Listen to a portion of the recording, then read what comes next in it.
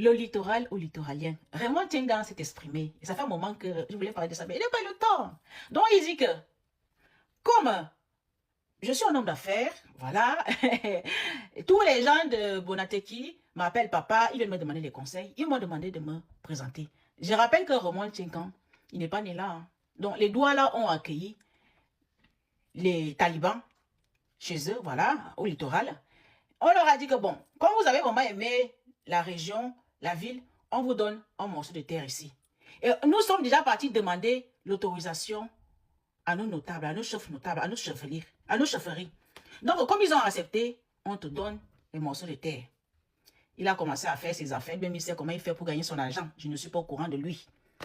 Comme il a alors décidé qu'ils sont nombreux et que tout le monde, surtout les talibans qui vivent là-bas au littoral, lui demandent de devenir notable, ils sont partis pleurer chez un sous-préfet qui est aussi un ressortissant de l'Ouest.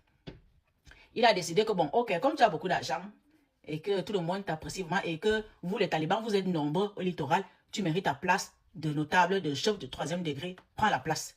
Voilà ce qu'il parle. Je vous laisse écouter, apprécier. Je vous dis que c'est lunaire.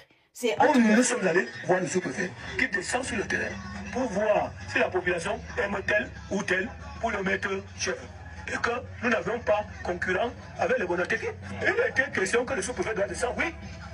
Bon, je m'étonne aujourd'hui que j'entends le bruit qu'on dit que le sous-préfet, que les Bonateki, on n'est pas d'accord sur ça. On n'a pas d'accord parler ça. J'entends dans les coulisses qu'on a dit que le sous-préfet a dit qu'on arrange. Vous comprenez, non? Ok, moi maintenant, je m'entends.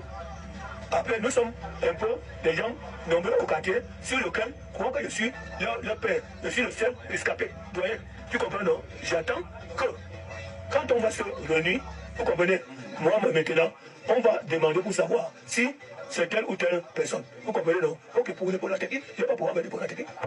Bien sûr que tu n'as pas de problème avec les Bonateki, mais le truc c'est que dans sa tête, comme ils sont nombreux, ils ont le droit de prendre la place des autres. Comme ils sont nombreux, les ressortissants, quand ils disent, hey, ce sont les ressortissants de l'Ouest qui ont quitté l'Ouest pour venir vivre au littoral. Comme ils estiment qu'ils sont nombreux, ils méritent d'avoir un chef du 3e degré. Et bien, c'est ce que tu as fait là, non, tu n'as même pas idée. On continue, je vous dis que c'est lunaire pro max. Dans mon village et de Funambule, l'homme condamne de toutes ses forces cette procédure. Moi-même, à la place des responsables, je ne peux pas accepter que je suis patron dans mon village et on prend un quartier de mon village, on nomme quelqu'un qui a les mêmes droits que moi. C'est pas faisable. C'est pas faisable. Donc, Kabouma reste et demain le chef de Bonateki et Grand Moulin, c'est un quartier de Bonateki, c'est un bloc de Bonateki. Il faut reconnaître ça. Mais ça va à tous les niveaux. Monsieur Raymond Tchengan est parti voir le chef T, il lui a donné de l'argent. D'abord, voilà presque un an, je ne suis même pas. Raymond Tchengan ne se définit pas comme un fils du littoral, ni un ressortissant de l'Ouest, mais comme un fils de la nation. Tout ça, c'est parce que les droits là sont sortis. Ils ont décidé de manifester, dit que respectez un moins nos lois. Contrairement à ce qui se passe dans l'Ombamekim, à l'Est, les droits là sont sortis. Donc, quand les gens là veulent devenir, veulent ouvrir les foyers chez vous, veulent devenir notables, chef de 3e degré, le gouvernement n'aime pas la foule. Sortez, demandez que respectez-nous au moins. Même quand vous vendez nos terres, respectez-nous, demandez-nous notre avis. Parce que quand il est parti voir le sous-préfet, qui est son frère de l'Ouest, il n'a pas dit que non, je ne trouve pas ça normal qu'on m'a accueilli ici, maintenant je vais devenir leur chef. Comment ça? Il n'a pas dit ça. Il ne sait pas, à aucun moment donné, il s'est dit que non, je n'ai pas le droit de poser ma candidature à la chefferie. Non. Il est parti là-bas parce qu'il savait qu'on devait céder. Dommage pour lui, il ne connaît pas les Douala. Les Douala, ce sont des gens méprisants plus. Tu as déjà été ami avec un Douala et qui sait que tu es du Sud ou que tu viens de la province du Sud ou dans un village là-bas, il te traite comme le blanc raciste avec le noir. Les gens là, c'est très mal. Ils méprisent tout ce qui est Sud. Mais là n'est pas le sujet. Mais je vous le dis quand même. Il y a trop de victimes. On doit vous le dire. Il faut aller dans leur fête. Quand ils savent que tu n'es pas Douala, ils te traitent différemment. Bon, je ne suis pas en train de vouloir polémiquer, mais bon, voilà, il faut quand même vous rappeler ce que vous avez l'habitude de faire. Ils sont là, ils malparlent toi, ils parlent en Douala, ils savent que tu ne comprends pas Douala, ils sont en train de te malparler à côté de toi. Ils te malparlent, tu ne sais même pas qui te malparle. Un Bassa ne peut jamais être chef d'un quartier à l'ouest du Cameroun. Un Yaoundé ne peut jamais être chef d'un quartier à Bafoussam.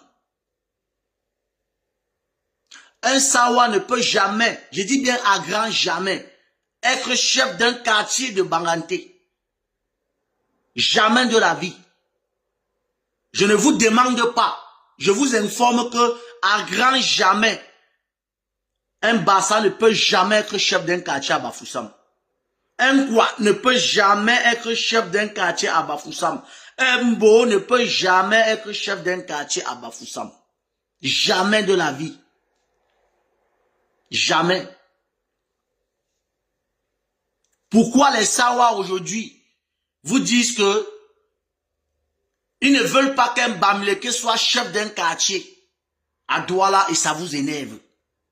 Pourquoi nous les Bamileke ça nous énerve? Même si Raymond Tchengar n'est pas Bamileke, même s'il est Yambassien, pourquoi ça nous énerve nous les Bamileke?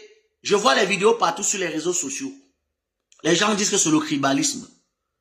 Avant que Douala ne soit la deuxième ville du Cameroun, c'est le village des gens.